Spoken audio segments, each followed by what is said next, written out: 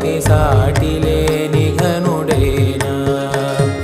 నీరజాక్షి అలిగే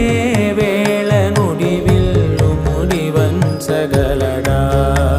సడే చాలు శత సైన్యాలు నడిపే ధీరుడైనా వసుధావాణి మిథిలావేణి మది వెనుక పలుకు పలుకులెరుగగల